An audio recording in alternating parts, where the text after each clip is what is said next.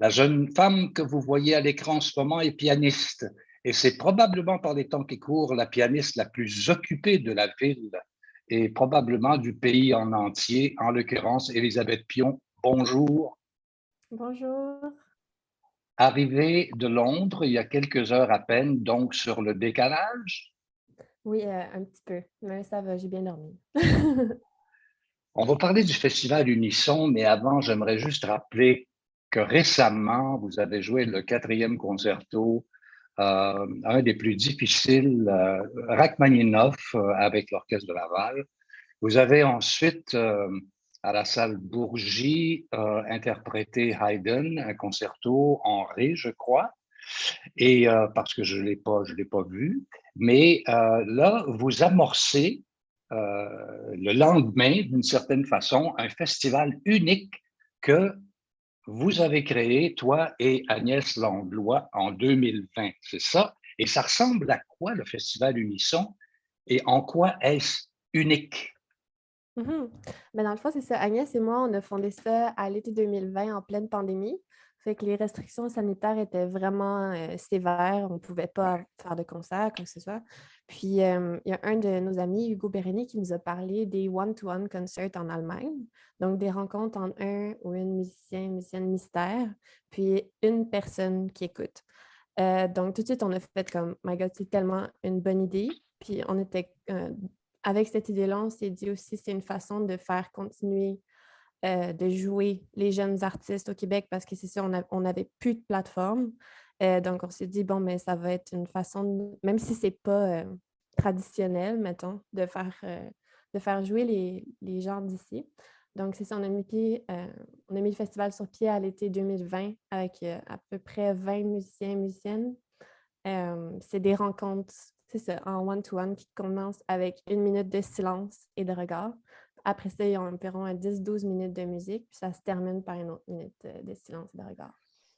C'est, oui, c'est unique, ça c'est clair, mais en même temps, c'est une rencontre improbable parce qu'il faut vraiment trouver les compositeurs, il faut trouver aussi en même c'est un travail c'est un travail inouï. Il faut trouver les musiciens, les musiciennes et comment va s'effectuer ça. Alors, si on regarde dans les faits, ça se passe comment?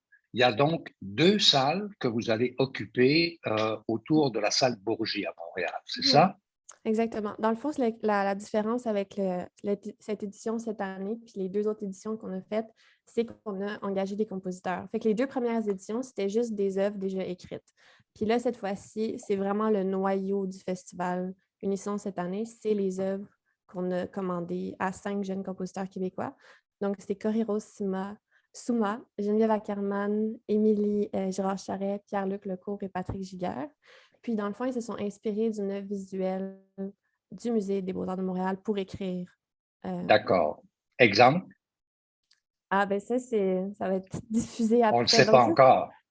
non, c'est ça. Mais ça, c'est comme, ça aussi, c'est le noyau du festival. C'est l'idée du Ouais. mystère, de la surprise, puis d'accueillir ça pour le ou la spectateur, spectatrice. Puis, dans le fond, c'est ça. Chaque compositeur, compositrice a décidé de faire 2 compositions, donc pour 2 instruments solos différents. Puis après ça, on a pairé les compositeurs, compositrices avec des interprètes, des jeunes interprètes québécois aussi. Donc, ça a vraiment été un travail de collaboration. Est-ce que les compositeurs choisissent les interprètes ou vice-versa? Ça a été un peu des deux. Il y en avait qui avaient déjà quelqu'un en tête, là, mettons, parce qu'il y a des instruments qui sont un peu plus rares. On a quelqu'un qui fait, disons, le marteneau. Donc, Ouais. c'est vraiment comme la scène est plus réduite à ce niveau-là.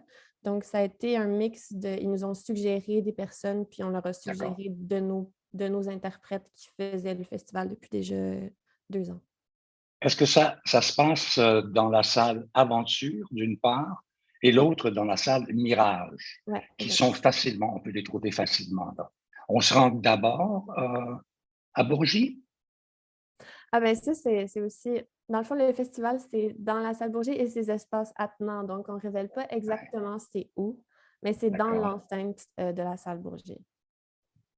Donc, ça Vous aussi. vous êtes inspiré de quoi au juste là? Cette idée vous est apparue comment? Ben, c'est ça, c'était notre ami qui nous a parlé des one-to-one concerts. Puis c'est aussi basé sur le travail de Marina Abramovic, Voilà. performeur serbe fantastique Agnès et moi, on adore. Là. Donc, c'est ça, c'est un mix de toutes ces inspirations-là. Puis aussi, ce projet en particulier, ça a vraiment été un travail commun avec Isolde Lagacé et Sophie Laurent du Musée des Beaux-Arts de Montréal.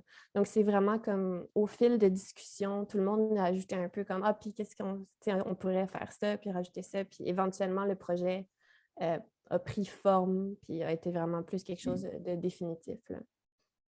Il faut dire qu'Isolde Lagacé, je veux dire, elle est très ouverte. Hein. Je veux Ah dire, elle oui, est c'est prête une à femme toute incroyable. forme d'exploration Mhm. et c'est probablement aussi la salle la plus occupée à Ouais. Montréal. Je veux dire, à tous Ouais. les jours, ou presque, il y a des choses qui se passent là-bas. Euh, Ouais. Dis-moi, ton travail pianistique à toi, tu le développes encore en ce moment à partir d'où tu habites, c'est-à-dire à Londres? Ouais. Avec qui travailles-tu? Je travaille avec Ronan O'Hara depuis 4 ans. Fait que là, j'ai fait ma maîtrise, puis je suis en train de finir mon diplôme d'artiste. Pourrais-tu répéter le nom, s'il vous plaît? Ronan O'Hara à la Guildhall School D'accord. of Music. Euh, ouais, donc c'est ça, on travaille vraiment ensemble Et vous intensivement. travaillez sur quoi? Beaucoup de choses. Depuis quelques temps, c'est comme il y a énormément de répertoire à monter, là. Fait que c'est Hmm. plus, on s'adapte selon les projets que j'ai, les concerts qui arrivent, mais c'est ça, mettons, la dernière fois que je l'ai vu, on était plus dans le Haydn, avant ça, il y avait Rachmaninoff, parce que Haydn, en fait, c'est mardi soir, là. Ça n'a pas encore eu lieu, c'est à la salle Pierre-Mercure, avec l'orchestre classique, puis c'est ça, c'est un super bel événement, si vous voulez venir. C'est Geneviève Leclerc qui est chef, là. Ouais, qui est extraordinaire aussi. C'est ça, J'ai eu pour eux, l'occasion, c'est incroyable.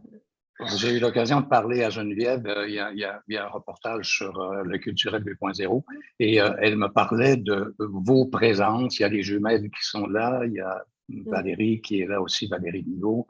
Il y a des accointances d'instruments qui sont vraiment intéressantes.